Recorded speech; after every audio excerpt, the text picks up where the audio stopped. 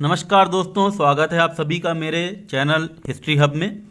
हमने अपने पिछले लेक्चर में हड़प्पा सभ्यता से जुड़े जितने भी उसके नगर हैं, जितने स्थल हैं, उसमें क्या क्या उत्खनन हुआ है उसके बारे में देखा था। और उससे पहले हमने हड़प्पा कालीन खोज किस तरह से हुई है, उसका नामकरण और इसके उत्पत्ति के सिद्धांतों के ऊपर चर्चा की थी। आज जो हमारा लेक्चर होगा ये हड़प्पा सभ्यता की जीवन शैली के ऊपर है, जिसमें हम हड़प्पा सभ्यता में सामाजिक जीवन कैसा था, आर्थिक जीवन कैसा था, उनका किस तरह से जीवन शैली धार्मिक अनुष्ठानों को लेके थी, उसके ऊपर चर्चा करेंगे। और आज का जो ये लेक्चर है हमारा, ये नेट के एग्ज़ाम पीजीटी और टीजीटी एग्ज़ाम के साथ साथ हमारे यूपीएससी के मेंस का जो एग्ज़ाम होगा उसके लिए बहुत ज़्यादा महत्वपूर्ण है।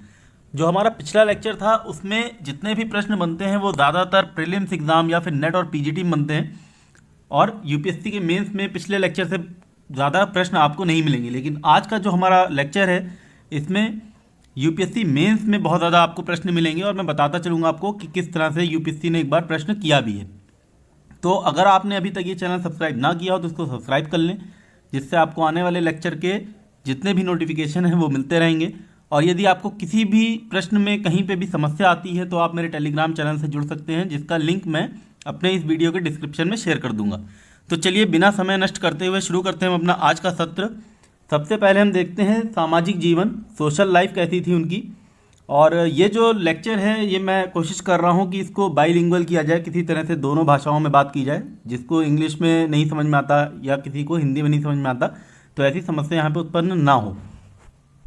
सामाजिक जीवन, अगर सोशल लाइफ की हम बात करें तो खुदाई में जब हमने पिछले लेक्चर में देखा भी था कि बहुत सारी नारी मूर्तियाँ मिलती हैं, और इसी के आधार पे ये अनुमान लगाया जाता है कि उनका जो परिवार था वो मात्र सत्तात्मक था, यानी कि मैट्रियार्कल सोसाइटी थी, ऐसा अनुमान लगाया जाता है। और मोहनजोदड़ो के जो अवशेष हैं उनके आधार पे जो हमने देखा था पिछले लेक्चर में, क्या क्या हमको अवशेष मिलते हैं, क्या क्या हमको बिलोंगिंग्स मिलती हैं उनकी, जो उत्खनन हुआ है उसमें, उनके आधार पे इनका जो समाज है ये विभिन्न वर्गों में बांटा जा सकता है, जैसे विद्वान वर्ग, योद्धा वर्ग, व्यापारी वर्ग, शिल्पकार और श्रमिक। अब ये जो विद्वान वर्ग हैं इसमें आते हैं आपके वैद्य यानी कि डॉक्टर्स जितने होंगे, पुरोहित आते हैं। और यहाँ पे देखा गया है कि पुरोहित का काफ़ी सम्मानित दृष्टि से उसको देखा जाता है। हमको एक पुरोहित की एक ऐसी मूर्ति भी मिलती है, पुजारी की मूर्ति जिसको बोलते हैं। तो ये पुरोहित, पुजारी, ये सब विद्वान वर्ग का हिस्सा थे। अब क्योंकि वहाँ पे हमको चौकियाँ मिली हैं इस तरह की जहाँ से लोग नज़र रखते होंगे, तो इसको क्षत्रिय से जोड़ा गया है, क्षत्रिय यानी योद्धा वर्ग से जोड़ा गया है। व्यापारी, क्योंकि व्यापार बहुत ज़्यादा था, ट्रेड एंड कॉमर्स बहुत ज़्यादा होता था, फ्लरिश होता था, हम आगे बात करेंगे इसके ऊपर। शिल्पकार, जिसमें जितने भी आपके कुम्हार हैं या वो व्यक्ति जो पत्थरों से काट के तराश के चीज़ों को बनाते हैं, वस्तुएं बनाते हैं। जैसे हमने देखा वहाँ पे एक बीड फैक्ट्री थी, एक मनका बनाने का कारखाना हमको मिला है। और उसके बाद आखिरी में आते हैं श्रमिक वर्ग, जिसमें कृषक हैं और मछुआरे वगैरह हैं, ये सब श्रमिक वर्ग का हिस्सा थे। तो यहाँ पे जो इस तरह के वर्ग विभाजन हुआ है, इसको लेके कई विद्वानों ने ऐसा ही बोला है कि वहाँ पे जाति प्रथा थी। हालांकि ऐसा कोई हमको प्रमाण नहीं मिलता जाति प्रथा का। और यहाँ मिली जो श्रमिक बस्तियाँ हैं, एक बस्ती जैसे हमने आपको दिखाया था निचला नगर है, वहाँ पे श्रमिक बस्ती एक अलग से बनाई हुई है। इस श्रमिक बस्ती के मिलने के आधार पर बहुत से इतिहासकार हैं, जैसे व्हीलर हैं और गार्डन चाइल्ड हैं, इन्होंने बोला है कि इनका जो समाज था उसमें दास प्रथा थी। दास प्रथा यानी स्लेवरी की बात कर रहे हैं लोग, स्लेवरी के अस्तित्व की बात करते हैं। जबकि इसमें इतिहासकारों ने ऐसा बोला है, जैसे आर एस शर्मा है या के सी श्रीवास्तव साहब हैं, उन्होंने बोला है कि क्योंकि उनके जो मकान थे, अगर बस्तियों में हम देखें तो उनके जो मकान हैं, जो बड़ा मकान है और जो छोटा मकान है, उसमें ज़्यादा दूरी नहीं है, बहुत ज़्यादा डिफरेंस नहीं है।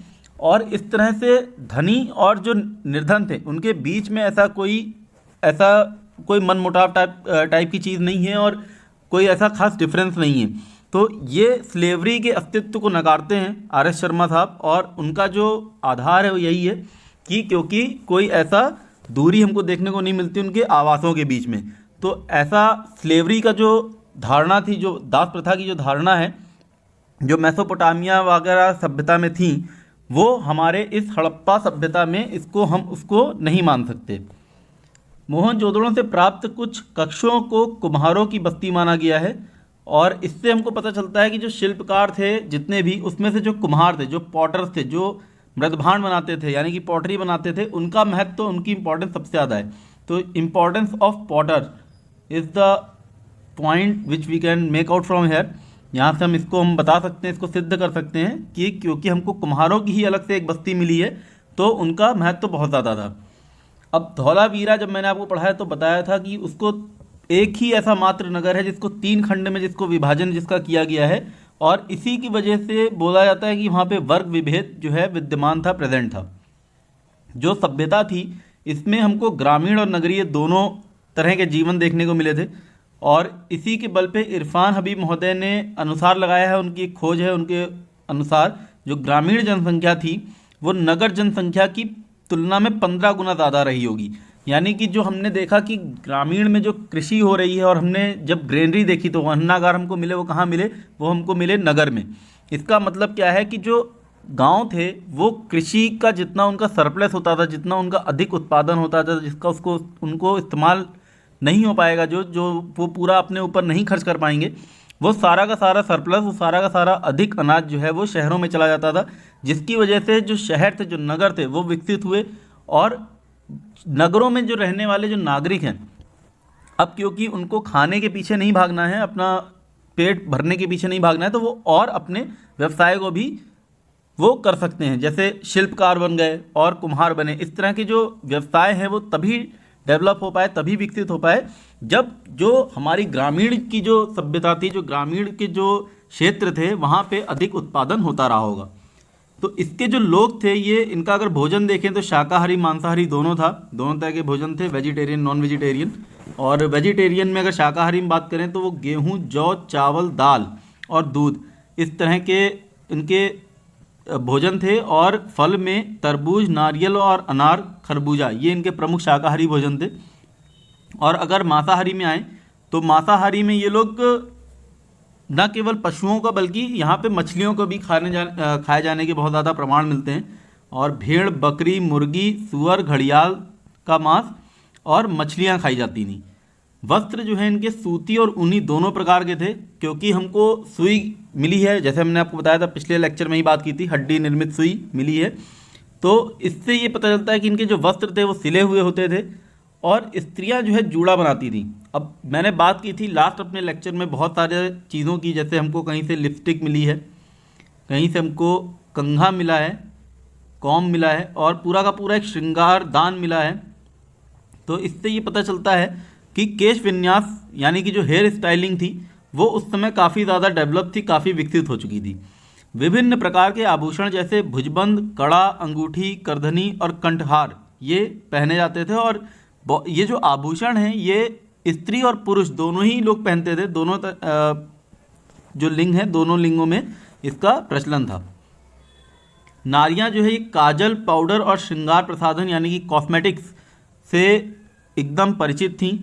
चारों दाड़ों में हमें लिपस्टिक मिली है, महत्वपूर्ण तथ्य था, ये मैंने पिछले लेक्चर में ही बताया था। इससे हमको पता चलता है कि किस तरह से वहाँ पे जो जीवन था उसमें ब्यूटिफिकेशन को लेके कितना ज़्यादा महत्व दिया जाता था, शारीरिक सुंदरता के ऊपर भी इनका फोकस था। तो इससे हमको पता चलता है कि महिलाओं में श्रृंगार को लेके काफ़ी सजग थी वो। और मांग में सिंदूर भरने की प्रथा भी हड़प्पा कालीन है। जब हमने पिछले लेक्चर में देखा तो एक जगह का नाम बताया था आपको, नौसारो। नौसारो से जो मूर्तियाँ मिली हैं उसमें नारी मूर्तियाँ जितनी हैं उसमें मांग में सिंदूर भरा हुआ देखा गया है। तो आभूषण बहुमूल्य पत्थर, हाथी दांत, हड्डी निर्मित और शंख से बने हुए बहुत सारे इनके जितने भी आभूषण थे वो इस तरह से बने होते थे। हड्डी से भी मिले हैं आभूषण, हाथी दांत का हमको मिले ही हैं बहुत सारी जगह। आपको बताया मैंने आइवरी जो ज्वेलरी थी उसकी एक पूरी की पूरी फैक्ट्री मिली है। और यहाँ पे इस समय जो इनका मनोरंजन का जो साधन था, बहुत सारे तरह के ये लोग खेल खेला करते थे, गेम्स हुआ करते थे। पासा का गेम यहाँ पे इस युग में बहुत प्रमुख था, गेम ऑफ डाइस जिसको बोलते हैं। पासा आपने देखा होगा, अगर महाभारत देखी होगी तो शकुनी किस तरह से पासे फेंकता है, उसी पासे का ही गेम है ये, थोड़ा सा इसका आदि रूप है। और कच्छ में एक जगह है कुरन गांव, यहाँ कुरन गांव की खुदाई में 2 स्टेडियम मिले हैं। स्टेडियम मिले मतलब एक खुला सा मैदान है, तो हो सकता है कुछ ऐसा इनका खेल या मनोरंजन आयोजित होता हो जिसको देखने के लिए पब्लिक आती रही होगी। तो इस तरह से हमको पता चलता है कि खेल का काफ़ी ज़्यादा वहाँ पे महत्वता थी। विभिन्न स्थलों से आजकल के शतरंज यानी कि चेस की गोटियों से मिलती जुलती मिट्टी, शंख और सेलखड़ी की बनी, यानी कि कई तरह की गोटियां हमको मिलती हैं, मिट्टी से ही बनी है, क्ले से बनी है, और बहुत ज़्यादा सेलखड़ी यानी कि स्टेटाइट, जिस तरह से हमको गोटियां मिलती हैं जो हमको दिखाती हैं कि शायद ये पहले के ज़माने का शतरंज का हो सकता है आदि रूप रहा हो, उस तरह से मिलता जुलता कोई खेल ये खेलते रहे होंगे। नृत्य, डांस का भी मनोरंजन में काफ़ी माध्यम रहा होगा, क्योंकि हमको कांसे की नर्तकी की मूर्ति मिली है, त्रिभंग मुद्रा में वो खड़ी है। मैंने जब बात की थी अपने आर्ट एंड कल्चर की, जब सीरीज़ चलाई थी, उसमें इसकी बात की थी किस तरह से कांसे की मूर्ति, और वो मूर्ति कला के ऊपर बात की थी। यदि आपने वो लेक्चर ना देखा तो उसको आप देख सकते हैं। उसमें मैंने बात की थी किस तरह से मोम तकनीक, मतलब लुप्त मोम तकनीक यानी कि लॉस्ट वैक्स टेक्निक से वो मूर्तियाँ बनाते थे। इनके यहाँ शिकार, जिसको हम हंटिंग बोलते हैं, इसमें भी रुचि लिया करते थे, क्योंकि एक मोहर ऐसी मिली है जिस पर तीर से हिरन को मारते दर्शाया गया है। उत्खनन में बहुसंख्यक औजार मिले हैं, हथियार मिले हैं, लेकिन इनमें से जो युद्ध संबंधित उपकरण हैं वो साधारण है। मतलब जितने भी बैटल रिलेटेड आपके टूल्स या वेपन्स मिले हैं वो एकदम नॉर्मल से हैं, बहुत ज़्यादा हाई फाई वेपनरी यूज़ नहीं करते थे। पता चलता है कि एक पीस लविंग सोसाइटी थी, युद्धों में इनका विश्वास नहीं था, बैटल्स में ज़्यादा विश्वास नहीं करते थे। तो अब हम देखते हैं इनका आर्थिक जीवन कैसा था, इकोनॉमिक लाइफ कैसी थी। सबसे पहले इसको हम देखेंगे कि कृषि और पशुपालन यानी कि एग्रीकल्चर एंड एनिमल हस्बेंड्री के बारे में थोड़ा देख लेते हैं। सिंधु घाटी की जो भूमि है ये अत्यंत उपजाऊ थी, इनकी भूमि काफ़ी उपजाऊ थी, काफ़ी प्रोड्यूस अच्छा यील्ड करते थे, और मुख्य आधार इनका जीवन का कृषि ही था। और जैसा कि पुरातत्व वैज्ञानिक या काफ़ी मौसम के ऊपर जो जिन्होंने रिसर्च की है वो ये बताते हैं कि उस समय का जो मौसम था वो आज की तरह शुष्क नहीं था, बारिश बहुत ज़्यादा होती थी। और ये जो इसकी जो भूमि है, इसकी जो उर्वरा मिट्टी है, उसका कारण ये था कि जो सिंधु नदी थी उसमें हर साल बाढ़ आया करती थी, जिसकी वजह से ये जो उर्वरा मिट्टी है वो सिंधु नदी लेके आती थी, जिससे पैदावार काफ़ी अच्छी होती थी। गेहूं, जौ की मुख्य रूप से खेती होती थी। धान की खेती का अच्छा ज्ञान नहीं था इनको, क्योंकि हमको जो लोथल से जो धान की भूसी मिली है, जो मैंने पिछले लेक्चर में बताया था आपको लोथल से क्या क्या प्राप्त हुआ है, तो धान की भूसी जो हमको मिली है वो काफ़ी निम्न दर्जे की है, बहुत ही लो क्वालिटी की धान की भूसी मिलती है हमको। और एक जगह है हुलास, उत्तर प्रदेश में, यदि आपको याद होगा हमने पिछले लेक्चर में बात की थी। हुलास से हमको धान के प्रमाण तो मिलते हैं अच्छी क्वालिटी के, लेकिन ये जो धान है जो हमको हुलास से मिला है ये उत्तर हड़प्पा कालीन धान है। मतलब हड़प्पा, जो विकसित हड़प्पा सभ्यता जिस समय थी 2600 से 1800, उस समय नहीं है, ये 1800 बीसी के बाद की बात है। यहाँ पे ये लोग मटर और तिल की भी खेती करते थे, और रागी और ईख दो ऐसी फसलें हैं जिससे ये परिचित नहीं थे। सर्वप्रथम कपास यानी कॉटन उगाने का जो श्रेय है ये हड़प्पा सभ्यता के लोगों को ही जाता है। कौशाम्बी महोदय हैं, इनका ये कहना है कि यहाँ के लोग भारी हल से परिचित नहीं थे। ये ऐसा सही प्रतीत नहीं होता कि भारी हल से परिचित नहीं थे, क्योंकि हमने जब देखा पिछले लेक्चर में बात की थी, कालीबंगा से हमको जो जुते हुए खेत मिले हैं जिसमें दो अलग अलग तरह के फसल उगाए जाने का भी इनको ज्ञान ऐसा हमको प्रतीत होता है था। क्योंकि जो वहाँ पे हमको जो जिस तरह से खेत जोते गए हैं उसमें जो पंक्तियाँ बनाई हैं वो दो तरह की मिली हैं, एक पतली मिली है, एक चौड़ी मिली है, और हमको क्ले मॉडल भी मिला है हल का एक जगह से। तो इससे ऐसा नहीं लगता कि इनको हल का ज्ञान नहीं होगा, भारी हल इस्तेमाल नहीं करते होंगे। हो सकता है हल इसलिए नहीं मिले क्योंकि हो सकता है लकड़ी की हल का प्रयोग करते हों, वुडन प्लॉ यूज़ करते हों, जो कि समय के साथ नष्ट हो गए हों। और इतनी जो अच्छी व्यवस्थित इनकी जो कृषि है, जो इतना वेल डेवलप्ड इनका एग्रीकल्चर है, वो बिना हल के तो संभव है नहीं, और भारी हल का ज़रूर इस्तेमाल होता होगा। इसलिए जो कौशाम्बी महोदय का ये जो तर्क है कि भारी हल से परिचित नहीं थे, इसीलिए बाकी इतिहासकारों ने इसको नकारा है। वहाँ के जो किसान थे ये अपनी आवश्यकता से अधिक अनाज उत्पन्न करते थे, जैसा मैंने आपको बताया ग्रेनरी मिली है। अतिरिक्त उत्पादन को ये नगरों में भेज दिया करते थे, जिसको हम बोलते हैं surplus produce. This was sent to all the urban locations, जिसकी वजह से जो हमारे नगर थे वो डेवलप हुए, और जो सोसाइटी थी वो काफ़ी ज़्यादा कॉम्प्लेक्स हो गई, जिसमें अलग अलग वर्ग का उदय होना शुरू हो गया। क्योंकि अब वो कुछ व्यक्ति ऐसे थे नगरों में जो कृषि के भार से मुक्त हो गए, तो मुक्त होकर उन्होंने कुछ और व्यवसाय शुरू किए, जिसकी वजह से अब जो सोसाइटी है वो काफ़ी कॉम्प्लेक्स होनी शुरू हो गई।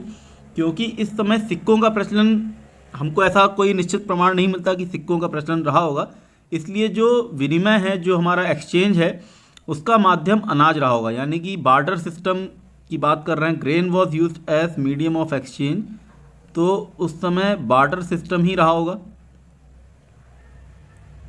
और कृषि के साथ साथ पशुपालन का भी यहाँ पे विकास देखने को मिलता है हमको। गाय, ऊंट और घोड़े का अंकन इनकी मोहरों पर नहीं मिलता, मतलब ये 3 ऐसे पशु हैं जिनका अंकन इनकी मोहरों पे नहीं मिलता। बाकी इनकी मोहरों पे हमको कुबड़दार बैल और गेंडा, हाथी, बाघ, इन सब के अंकन मिलते हैं। तो ऐसा माना गया है कि शायद ये इन जानवरों से परिचित नहीं थे, लेकिन ये ऐसा मानना भी समय के साथ गलत साबित हो गया है, क्योंकि हमको लोथल और कालीबंगा से घोड़े की हड्डी और जबड़े मिले हैं, जिससे सिद्ध होता है कि ये जो लोग थे, ये घोड़े से इनका परिचय था। और ऐसा जो थ्योरी दी गई है कि घोड़े जो है आर्य लेके आए थे भारत में, और आर्यों के द्वारा ये परिचय हुआ इनका, ये गलत साबित हो जाती है। मोहनजोदड़ो में एक समूचा ऊंट दफनाया मिला है हमको, तो इससे ये भी पता चलता है कि ऊंट से ही परिचित थे। एक सींग वाले गेंडे यानी कि राहिनों की हड्डियां केवल आमरी से मिली हैं, ये एक महत्वपूर्ण तथ्य है। राहिनों की हड्डियां आमरी से मिली हैं। पालतू पशुओं में भैंस, भेड़, बकरी, सुअर, कुत्ते, बैल और हाथी की हड्डियां मिली हैं। नेस्दी नामक नगर एक है जो पशुपालन का प्रमुख केंद्र था। नेस्दी was major centre of animal husbandry. और हमको ये याद रखना है कि इनकी मोहरों पे गाय, ऊंट और घोड़े का अंकर नहीं मिलता है, मोहरों पे बाकी जानवर मिलते हैं। तो ये एक प्रीलिम्स में भी प्रश्न आ सकता है आपके, या नेट या पीजीटी में भी पूछा जा सकता है। और मैं आपको बताना भूल गया कि मेंस में किस तरह से प्रश्न बनेगा। अगर सोशल लाइफ है तो हो सकता है आपको इस तरह से प्रश्न बन जाए कि उनकी सोशल लाइफ से हम किस तरह से मेकआउट कर सकते हैं कि जो भारत की जो प्रेजेंट लाइफ है, जो भारत की जो वर्तमान जो ज़िंदगी है, वो किस तरह से प्रभावित है उनकी सोशल लाइफ से, उनके सामाजिक जीवन से हड़प्पा कालीन।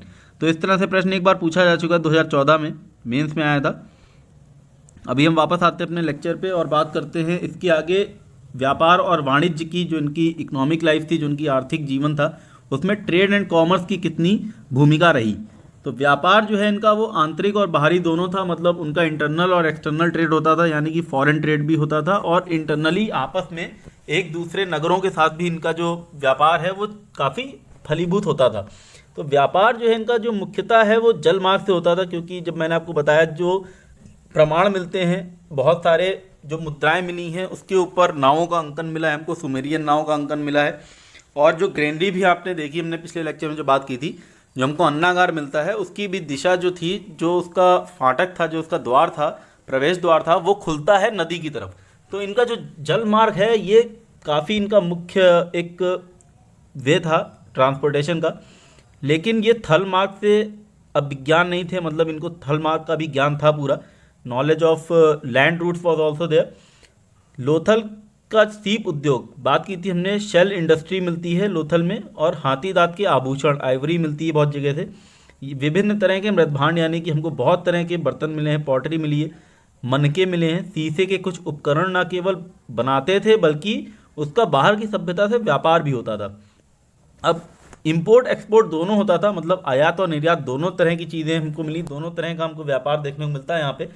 और क्योंकि जो सिंधु घाटी सभ्यता के जो स्थल हैं वो अगर देखा जाए तो नेचुरल रिसोर्सेज उनके पास बहुत ज़्यादा नहीं थे, और रॉ मटेरियल की इनको ज़रूरत पड़ती थी, कच्चे माल की ज़रूरत पड़ती थी। तो कच्चा माल जो है ये आयात किया करते थे, यानी कि इंपोर्ट किया करते थे रॉ मटेरियल को।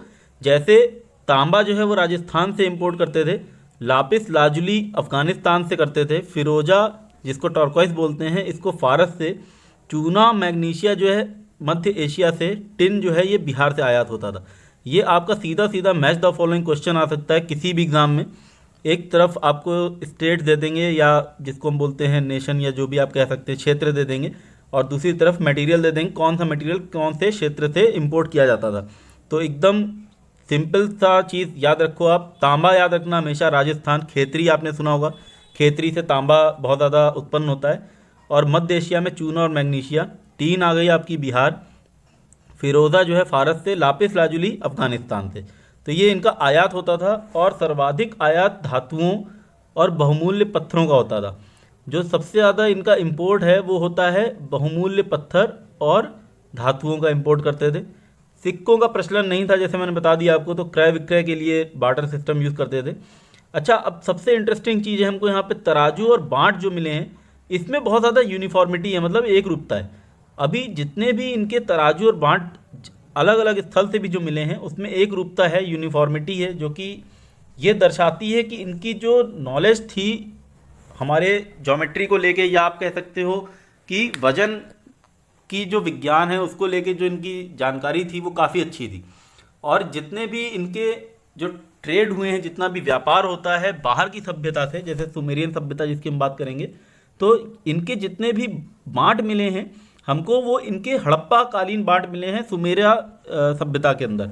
मतलब इससे ये पता चलता है कि जो सुमेरियन सभ्यता है उसने भी हड़प्पा कालीन बांटों को, यानी कि इनके जो वजन थे, जो इनके वजन जिससे नाप तौला जाता है, किलोग्राम का आपने देखा होगा बट्टा होता है जिसको हम बोलते हैं, उनको इन्होंने मानक मान लिया था। न्यूनतम भार जो है उसके लिए द्विचर प्रणाली, यानी कि जिसको हम बोलते हैं बाइनरी सिस्टम, इसका प्रयोग होता था। बाइनरी सिस्टम आपको पता होगा, जैसे बोलते हैं 2 2 4 8 16, ये बाइनरी सिस्टम है। तो जो छोटे छोटे वेट्स होते थे उनके लिए ये बाइनरी सिस्टम का प्रयोग करते थे, और जो बड़े वेट होते थे, यानी जो उच्चतर भारों के लिए ये दशमलव पद्धति यानी कि डेसिमल सिस्टम का ही प्रयोग करते थे। तो इससे हमें पता चलता है कि इनको डेसिमल सिस्टम की भी अच्छी नॉलेज थी, दशमलव पद्धति का उनको ज्ञान था। उत्खनन में मिले पैमाने पर बराबर दूरी पर 9 निशान मिले हैं। एक मोहनजोदड़ो से एक स्केल मिली है, और मैंने आपको बताया था हाथी दांत का पैमाना, और आपको एक भैंस की हड्डी की निर्मित एक स्केल मिलती है। तो ये जो स्केल है इस पे 9 निशान लगे हैं एकदम बराबर बराबर दूरी पर, और जो उनके मापन की इकाई के अच्छे ज्ञान का द्योतक हैं, नॉलेज ऑफ उनकी मेजरिंग यूनिट काफ़ी अच्छी रही होगी। यानी कि एक इस तरह की कुछ स्केल है। आप प्रेजेंट में अगर देखें तो आपको 6 इंच की जो स्केल होती है उसमें बराबर की दूरी पे 1-1 इंच होता है, तो उसी तरह से इनके 9 खाने थे जो कि बराबर बराबर दूरी पे थे, और इससे पता चलता है कि उनको मेजरमेंट की काफ़ी अच्छी जानकारी थी। मेसोपोटामिया के साथ व्यापार के संबंध में विवरण जो है पुरातत्व के आधार पे है। सुमेर, उर, किश और उम्मा, ये 3-4 ऐसे स्थल हैं जहाँ से सैंधव कारीगरों द्वारा निर्मित अनेक मनके और मोहरें प्राप्त हुई हैं। यानी कि जो सिंधु नदी घाटी में जो लोग रहते थे, जो कारीगर रहते थे, और जो वो जिस तरह की सील्स बनाते थे, मोहरें बनाते थे, वो हमको मिली है कहाँ पे? सुमेरिया में, सुमेरियन सभ्यता में जो स्थल है, सुमेर है, उर है, इन जगह पे हमको इनकी वस्तुएं मिलती हैं। और इसी तरह से मेसोपोटामिया से उत्पन्न विभिन्न वस्तुएं भी सैंधव नगरों में मिलती हैं। लेकिन यहाँ पे थोड़ा सा जानने वाली बात यह है कि जितनी भी वस्तुएं हमको सुमेरियन सभ्यता में मिली हैं, हड़प्पा सभ्यता की, उतनी वस्तुएं हमको हड़प्पा सभ्यता में नहीं मिली हैं सुमेरियन सभ्यता की। यानी कि हो सकता है कि इनको एक्सपोर्ट बहुत ज़्यादा करते होंगे, इनका जो ट्रेड था वो इस तरह से था कि एक्सपोर्ट ज़्यादा होता होगा, इंपोर्ट जो है वो बहुत कम हो रहा होता होगा। उर की खुदाई से हड़प्पा मूल का तांबे का श्रृंगारदान मिलता है हमको, ये एक महत्वपूर्ण तथ्य भी है। और इससे पता चलता है कि कितना ज़्यादा सजग थे ब्यूटिफिकेशन को लेके, न केवल हड़प्पा के लोग बल्कि बाहर की सभ्यता के लोग भी। सैंधव लिपि तो नहीं पढ़ी जा सकी, क्योंकि आपको बता दिया मैंने जिस तरह की लिपि है, बुस्टोफेडैन उसको बोलते हैं, थोड़ा सा बता देता हूँ आपको। और वो दाहिनी से बाईं ओर लिखी गई है, और कालीबंगा से प्राप्त जो हमको अवशेष मिले हैं वहाँ से हमको उसको पता चला है कि शायद ये दाहिनी से बाईं तरफ लिखी जाती है, बुस्टोफेडैन बोलते हैं उसे। धोलावीरा में भी हमको एक साइन बोर्ड मिलता है जिसपे 10 अक्षर हैं, और इस लिपि में कुछ 400 वर्ड्स भी हैं जिसको अभी तक पढ़ा नहीं जा सका। हालांकि बहुत विद्वानों ने दावा किया उसको पढ़े जाने का, लेकिन अभी तक कुछ भी अच्छे से साबित नहीं हुआ है। तो इसको पढ़ा नहीं जा सका है, इसकी वजह से हमको जो हमारे हड़प्पा की जो सभ्यता है उसका व्यापार कैसे था सुमेरियन के साथ, ये हम इस आधार पे नहीं बोल सकते। लेकिन वहीं पे जो सुमेरियन सभ्यता है वहाँ पे हमको जो लेख मिले हैं उसके संबंध में कुछ जानकारी अवश्य मिलती है। जैसे उन्होंने उल्लेख किया है, एक जगह का नाम है मेलुहा। इस मेलुहा की पहचान जो है सिंध प्रांत से की गई है। उर मेसोपोटामिया का प्रमुख बंदरगाह था जहाँ सैंधव व्यापारी वस्तुएं लाया करते थे। तो ये उर है यहाँ का बंदरगाह।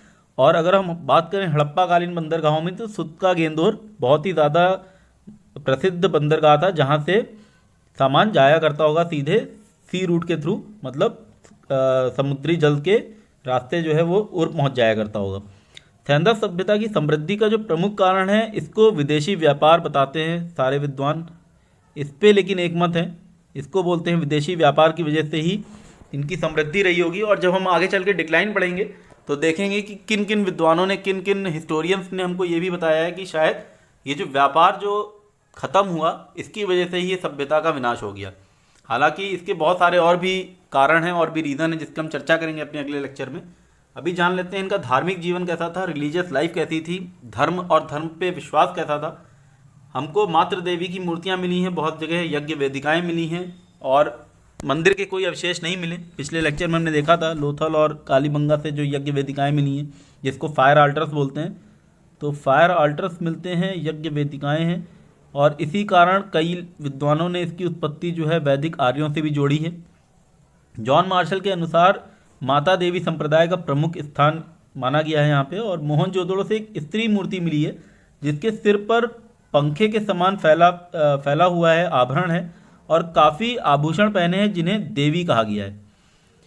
कुछ मूर्तियों में धुएं के चिन्ह दिखते हैं। धुएं के चिन्ह इसलिए दिखते हैं क्योंकि देवी माँ को प्रसन्न करने के लिए हो सकता है वो धूप बत्ती का प्रयोग करते हो या कोई ऐसी सुगंधित द्रव्य को जलाते होंगे जिससे धुआं उठता होगा। आज भी आप देखो, अगर आरती होती है मंदिरों में तो हम धूप बत्ती से या कोई ऐसा कपूर या कुछ बाती लेके जलाते हैं, तो इसकी वजह से हो सकता है ये मूर्ति पूजन को कहीं ना कहीं दर्शाता है, आइडल वर्शिप को दर्शाता है। तो आइडल वर्शिप वॉज प्रेजेंट, मूर्ति पूजन था वहाँ पे। और वेंकटेश महोदय हैं, इन्होंने इसकी पहचान की है दक्षिण में प्राप्त दीप लक्ष्मी से। दीप लक्ष्मी की मूर्तियों से इन्होंने इस मूर्ति की पहचान की है। वहीं पे अगर हम बात करें जॉन मार्शल साहब की, तो इन्होंने एक मुहर मिली है जिसपे स्त्री के गर्भ से पौधा निकल रहा है। इसको इन्होंने धरती माता बोला है, अर्थ गॉडेस बोला है। धरती माता इसलिए बोला है अर्थ गॉडेस क्योंकि गर्भ से पौधा निकल रहा है। पौधा मतलब कहीं ना कहीं जन्म को दर्शा रहा है, कहीं ना कहीं उत्पत्ति को दर्शा रहा है।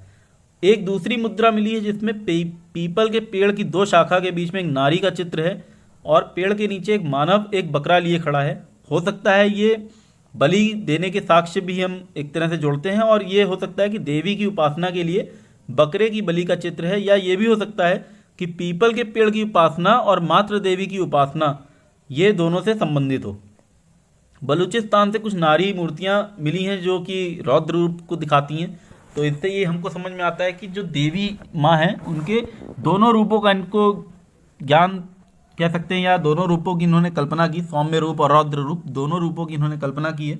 मातृ देवी की उपासना तो ये करते ही थे, साथ ही साथ ये पुरुष देवता की भी उपासना करते थे।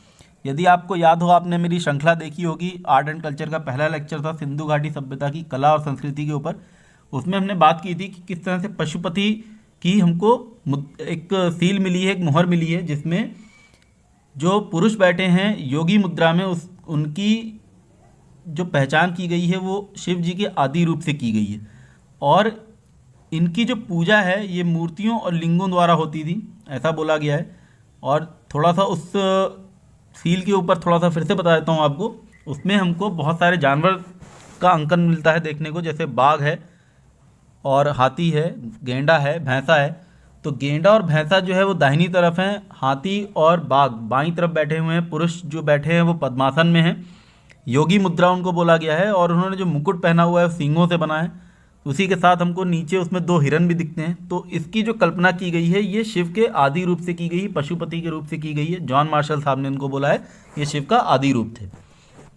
मातृ देवी और शिव उपासना के साथ सेंधव सभ्यता में कई प्रकार के पशुओं और वृक्षों की भी उपासना होती है। यहाँ पे हम बोल सकते हैं नेचर वर्शिप भी प्रचलित थी। इसीलिए अभी मैं आऊँगा इस पर, किस तरह से इनका जो पूरा धर्म है वो सेकुलर है, मतलब किस तरह से धर्म निरपेक्ष हैं, किस तरह से धर्म के तत्व हैं लेकिन इनके धर्म के जो तत्व हैं, धार्मिक तत्व हैं, वो किस तरह से पर्सनल लाइफ को इंक्लूड नहीं करते, किसी की व्यक्तिगत या सामाजिक जीवन को वो हस्तक्षेप नहीं करते।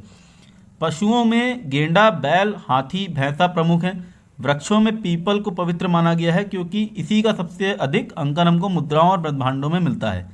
नाग पूजा भी प्रचलित थी। स्वास्तिक के चिन्ह मिले हैं हमको यहाँ पे जो कि सूर्य पूजा से संबंधित हैं और हो सकता है ये हड़प्पा सभ्यता की ही देन है।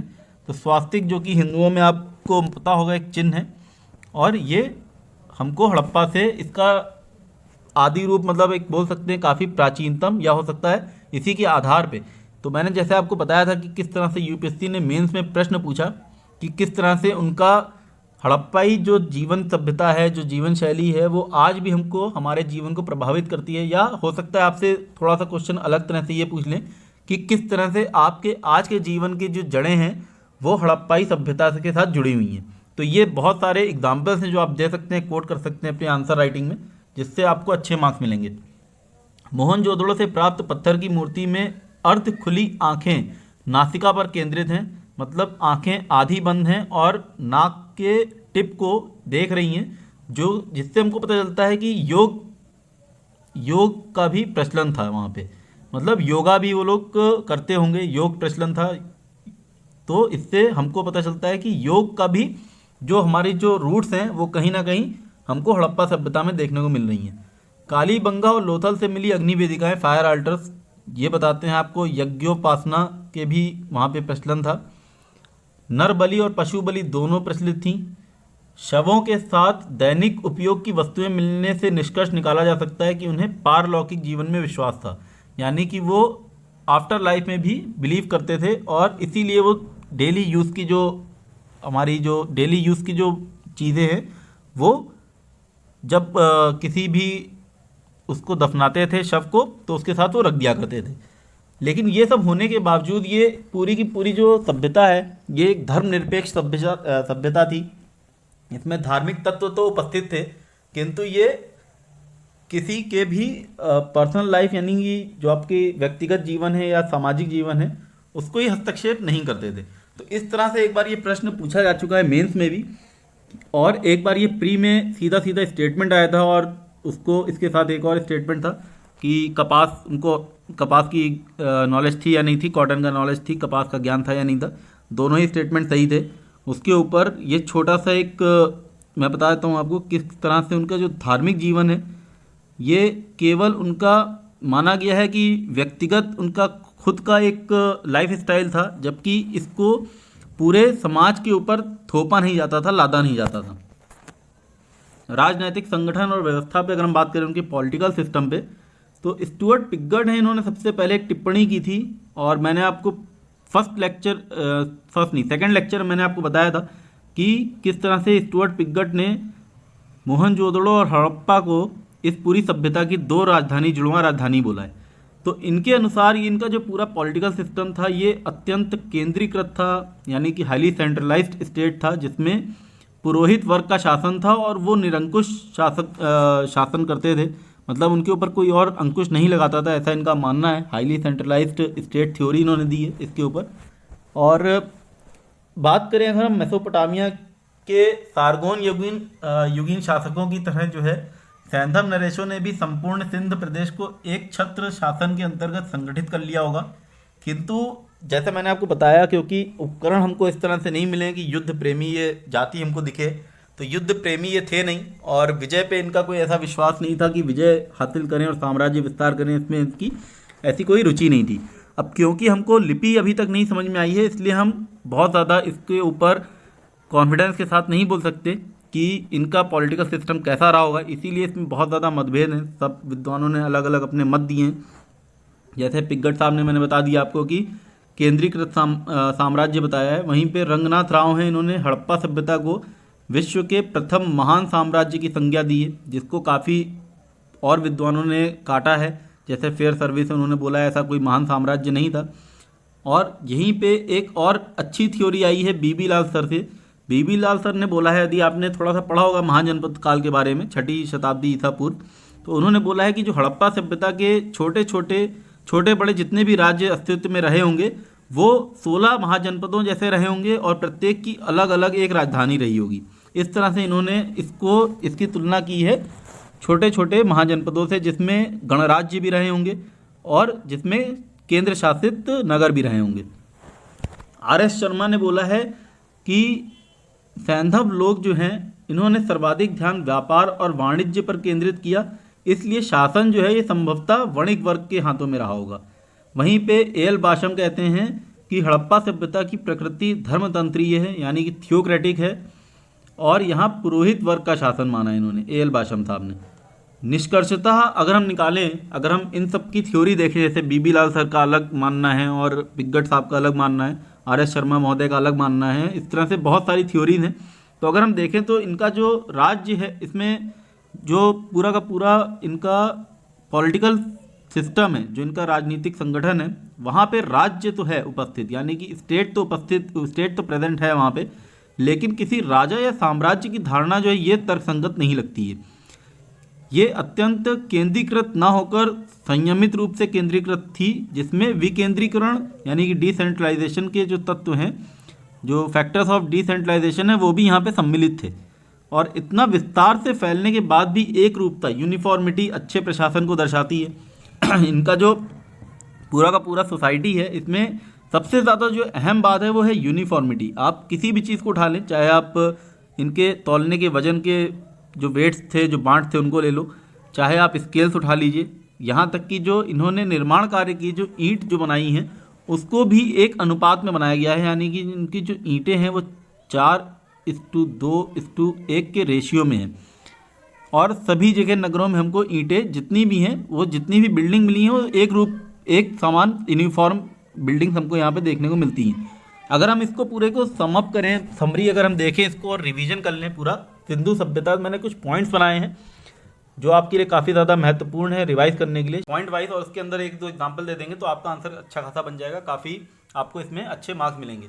तो अगर आपसे पूछ लिया जाए कि nature of Indus valley civilisation के ऊपर अगर आपको लिखने के लिए बोल दिया जाए, सिंधु सभ्यता की जो प्रकृति थी वो किस तरह की थी, उसके ऊपर अगर लिखने के लिए आपको बोला जाए, तो आप सबसे पहले लिखेंगे कि शहरी सभ्यता थी, अर्बन सिविलाइजेशन थी, जिसमें जैसे मैंने आपको बताया ग्रामीण क्षेत्र भी थे, और ग्रामीण क्षेत्र जो है उसी ने किस तरह से आधार प्रोवाइड किया आपके शहरों को, आधार दिया शहरों को। पीस लविंग सोसाइटी थी, वॉर लाइक नहीं थे। इसमें आप पॉलिटिकल स्ट्रक्चर के ऊपर जो मैंने बताया उसको भी डाल सकते हैं, और ये भी बता सकते हैं किस तरह से आपको वेपन्स नहीं मिलते हैं बहुत ज़्यादा ऑफेंसिव खुदाई में। सेक्युलर आउटलुक था, यानी कि धर्मनिरपेक्ष दृष्टिकोण था। जो समाज है, जो उनकी सोसाइटी थी, उसमें धर्म के तत्व तो मौजूद थे, मतलब वहाँ पे जितने भी रिलीजियस एस्पेक्ट हैं वो तो थे प्रेजेंट, लेकिन आउटलुक उनका जो था वो सेक्युलर था।